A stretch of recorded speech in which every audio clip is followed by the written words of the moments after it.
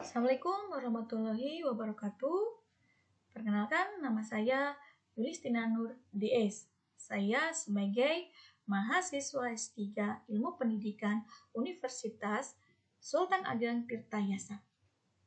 Nah, pada kesempatan kali ini, saya akan memberikan contoh bagaimana penerapan model Flip Classroom tipe Peer Interaction Flip di mahasiswa program studi pendidikan Universitas Buana Perjuangan Karawang pada mata kuliah fisika di sekolah dasar.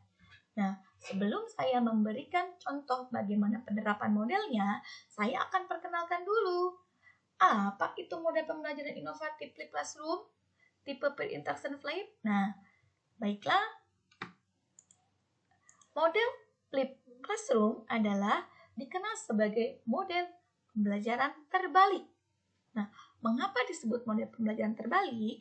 Karena dalam proses belajar peserta didik itu mempelajari materi pelajaran di rumah sebelum kelas dimulai.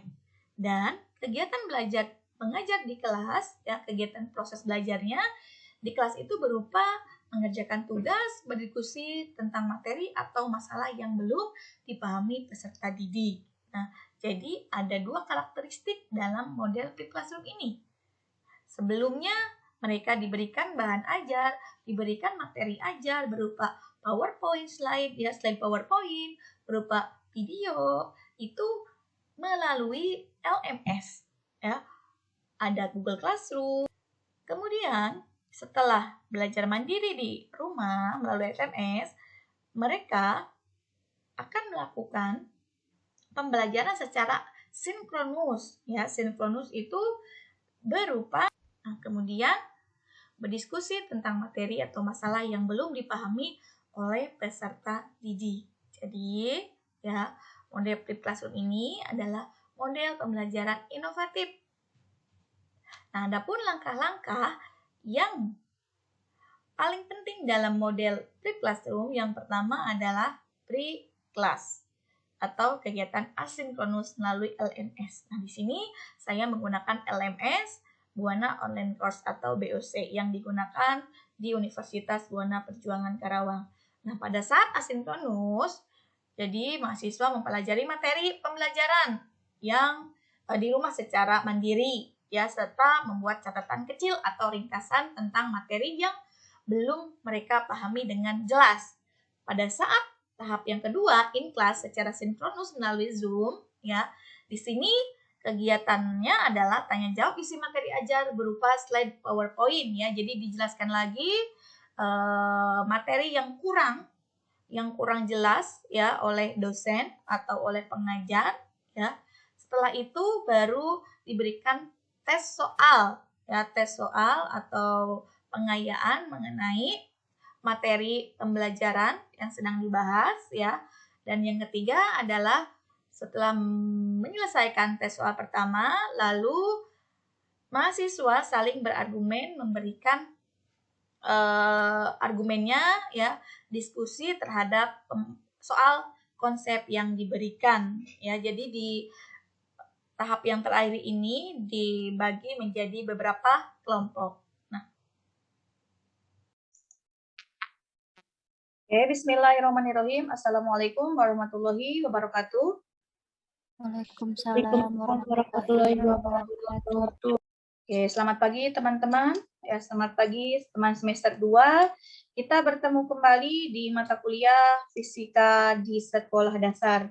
Nah, pada pertemuan ke-9 ini, ya, seperti kemarin Ibu sudah share di LMS Buana Online Course di BOC, itu ada materi yang sudah Ibu berikan, ya, Ibu berikan kepada kalian, dan ada forum diskusi juga, ya, ketika kalian misalkan ada yang mau bertanya tinggal langsung saja, ya. Ibu lihat juga ada beberapa, ya. Nah, untuk hari ini kita akan membahas materi tentang usaha dan energi, ya. Seperti bahan ajar yang sudah Ibu share, sudah dipelajari di rumah. Sudah dipelajari, teman-teman? Sudah, Bu. Alhamdulillah ya. Oke, nah sekarang kita sharing ya. Kita sharing saja apa kesulitannya di layar kaca ya. Seperti televisi. Oke ya. Ini tentang tentang usaha dan energi ya. Usaha dan energi. Nah, kita akan bahas yang pertama adalah definisi usaha. Yang kedua adalah definisi energi, yang ketiga adalah energi kinetik, yang keempat adalah energi potensial, yang kelima adalah energi mekanik, dan yang keenam adalah pesawat sederhana. Nah, sekarang, sekarang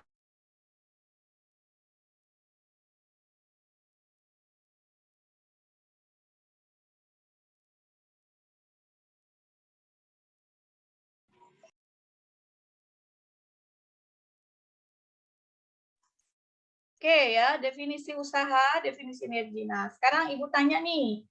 Ibu tanya sama coba Maulidia. Maul. Oke.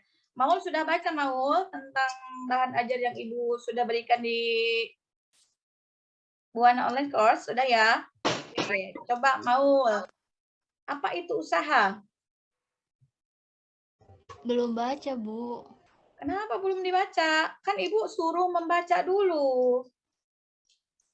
Ya. Oke, sekarang kita coba ke Susi. Silakan Susi. Apa itu usaha?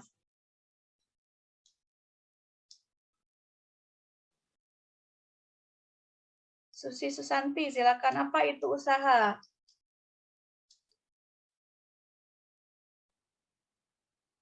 Susi? Silakan Susi. Di mute ya, masih di mute ya. Usaha adalah gaya yang bekerja pada benda dan suatu gaya dikatakan melakukan usaha pada benda hanya jika gaya tersebut menyebabkan benda berpindah. Oke, ya. Betul ya. Usaha itu adalah, coba yang ini, Neng, coba diulangi lagi. Apa itu usaha? Apa tadi usaha?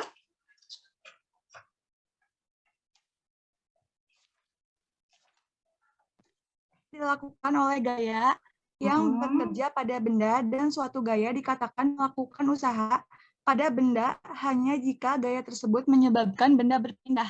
Oke, jadi di sini kita harus tahu bahwa usaha itu yang menyebabkan benda itu bergerak atau berpindah. Ya. Dan benda atau benda bergerak itu dikarenakan adanya gaya, ya. Jadi usaha itu menyebabkan benda itu bergerak karena adanya gaya yang diberikan, ya. Definisi usaha. Nah, usaha itu adalah simbolnya apa? Simbol fisikanya usaha? W. Oke, betul sekali. W, ya. Dengan satuannya adalah joule. Oke. Nah, jadi ingat ya, ini Ibu cuma mengulas saja tentang materinya. Jadi lebih menguatkan lagi bahwa usaha itu berbanding lurus ya dengan gaya dikalikan dengan perpindahan benda tersebut ya. Maka rumus dari usaha adalah W sama dengan F dikalikan dengan sama dengan 4, 5 pangkat 2 jadi 25, kurangi 3 pangkat 2, 9 dikurangi 2. 4 sama dengan 4 dalam kurung 16 kurangi 2. Sama dengan jadi 16 dibagi 2, 8. Nah, jadi 4 dikali 8 sama dengan 32 Joule jawabannya. 32 Joule. Ada yang berbeda jawabannya apa betul 32 Joule? Kelompok 1? Kelompok 1? Betul, Bu. Jawabannya berapa? 32 Bu. 32 2 Jul. Jul. Kelompok 2? 32. 32 32 Jul. Jul. Jadi di sini ada kecepatannya dua. Ada kecepatan pertama dan ada kecepatan kedua. Oke, jadi tinggal di V2 dikurangi V1 ya. Iya, Bu. Ya, jadi hasilnya 32 Joule ya. Ini hubungannya dengan EK karena ada pergerakan, ada yang namanya kecepatan. Sip. Berarti jawabannya betul semua ya. Minggu depan Ibu sepertinya akan seperti ini ya. Mudah-mudahan dengan metode seperti ini kalian bisa lebih lebih fokus lagi, lebih bagus lagi nilai fisikanya, lebih bisa bisa memahami secepatnya konsep si fisika ini ya. Jadi ntar Ibu setiap minggunya akan ada breakout room, ada kelompok juga, ada latihan soal yang diberikan sebelum H-1 atau hari minggunya. Hari Minggu itu insya Allah ada materi yang Ibu share dan kalian pelajari terlebih dahulu di rumah. Ya. Setelah itu kalian pelajari secara mandiri, ya, kita diskusi secara sinkronus, secara seperti ini sinkronus itu. Jadi namanya asinkronus itu lewat LMS dan asinkronusnya seperti ini, Zoom, ya. Oke? Terima kasih atas perhatiannya ya, mudah-mudahan untuk materi ini bisa dimengerti ya. Ini kan udah berarti pengayyaannya udah selesai, tinggal pilihan gandanya ya, kan ada pilihan ganda tuh, silakan kalian isi di bab berapa 4. Minggu depan kita akan ke materi tentang hukum Newton. Hukum Newton 1, hukum Newton 2, dan hukum Newton ke-3. Oke? Sampai ketemu minggu depan, sehat selalu ya, selamat berpuasa. Mohon maaf kalau ada kata-kata yang kurang berkenan. Tetap semangat ya, tetap semangat dan tetap jaga prokes. Ya mudah-mudahan kalian kalau mau mudik hati-hati. Ya, oke. Wassalamualaikum warahmatullahi wabarakatuh. Waalaikumsalam warahmatullahi wabarakatuh. Waalaikumsalam. Terima kasih, Bu. Waalaikumsalam. Ya, sama-sama, Neng.